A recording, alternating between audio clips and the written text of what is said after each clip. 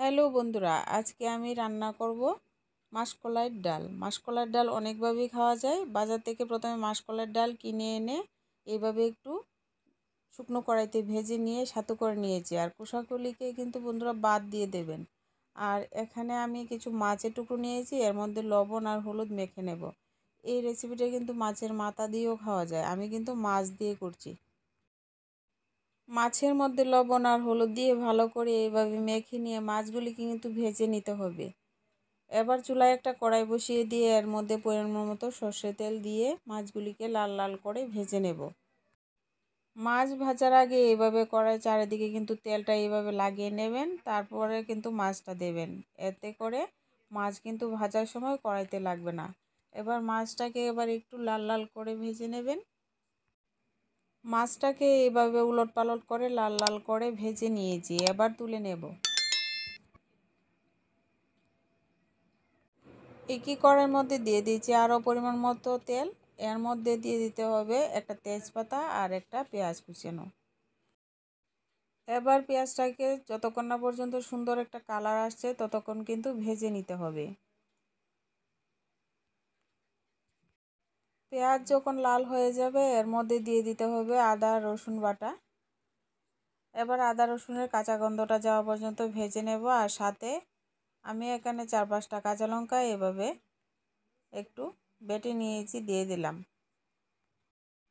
দিয়ে দিতে হবে পরিমাণ মতো হলুদ গুঁড়ো। এবার মশলাটাকে একটু ভেজে নেব। নতুন বন্ধু হয়ে থাকলে আমার চ্যানেলটিকে সাবস্ক্রাইব করে পাশে থাকা বেল আইকনটি বাজিয়ে দেবেন। মাসকলাইয়ের ডাল কিন্তু বন্ধুরা আপনাদের পছন্দ অনুযায়ী মাছ দিয়েও খেতে পারবেন। যার যেমন পছন্দ তেমন মাছ দিয়েই কিন্তু খেতে পারবেন, সব মাছ দিয়ে খাওয়া যায়। মশলাটাকে ভালো করে ভেজে নিয়ে এর মধ্যে পরিমাণ মতো একটু লঙ্কা গুঁড়ো দিয়ে দেব। আর ঝালটা আপনারা পরিমাণ মতো দেবেন। এখানে আমি কাঁচা লঙ্কা ব্যবহার করেছি, একটু রঙের জন্য শুকনো লঙ্কা গুঁড়ো ব্যবহার করেছি। এটা কিন্তু কাঁচা লঙ্কা দিয়ে রেসিপিটা কিন্তু খাওয়া যায়। তো এবার আমরা মশলাটাকে ভালো করে ভেজে নিয়েছি।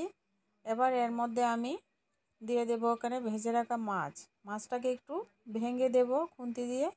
এতে করে কিন্তু রেসিপিটা খেতে ভালো লাগবে। মাছ দিয়ে এভাবে একটু ভেঙে দেবেন, এরপরে ছাতুটা দিয়ে দেবেন, মাসকলাই ছাতুটা এবার দিয়ে দিতে হবে। মাসকলাই ছাতুটা দেওয়ার সময় বন্ধুরা ক্যামেরাটা অন করতে ভুলে গেছি। তো মাসকলাই ছাতুটা দিয়ে একটু নাড়াচাড়া করে দিয়ে এবার আমি এখানে পরিমাণ মতো জল দিয়ে দেব। আর জলের পরিমাণটা একটু বেশি দেবেন। মাসকলাইয়ের ডাল কিন্তু একদম যখন রান্না হয়ে যাবে তারপর কিন্তু অনেকটাই ঘন হয়ে যায়, তো একটু বুঝে জলটাই অ্যাড করবেন। এবার ভালো করে নেড়ে চেড়ে দিয়ে এবার এখানে দিতে হবে পরিমাণ মতো লবণ। এবার লবণ দিয়ে এবার 1-2 মিনিট রান্নাটা করে নেব।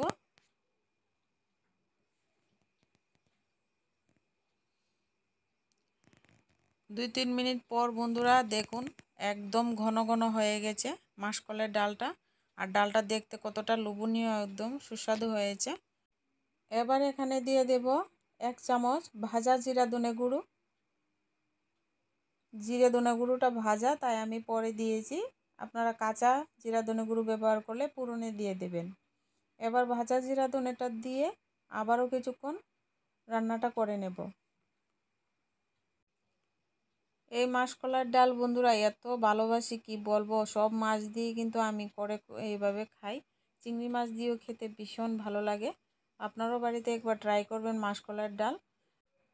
এইভাবে মাসকলাইয়ের ডালটা কিন্তু অবশ্যই একবার ট্রাই করবেন। রেসিপিটা ভালো লাগলে অবশ্যই একটা লাইক করে দেবেন আর আমার চ্যানেলটিকে সাবস্ক্রাইব করে পাশে থাকবেন। এবার চুলার আঁচটাকে বন্ধ করে দেব। লোভনীয় রেসিপিটা একবার হলেও বন্ধুরা ট্রাই করবেন। এরকম ঘনত্ব রেখে কিন্তু বন্ধুরা এবার চুলার আঁচটাকে বন্ধ করে দেব। আর ঘনত্বটা এরকম রেখেছি, এরকমই রাখতে হবে। ঠান্ডা হয়ে গেলে কিন্তু আরও অনেকটাই ঘন হয়ে যায় এই রেসিপিটা।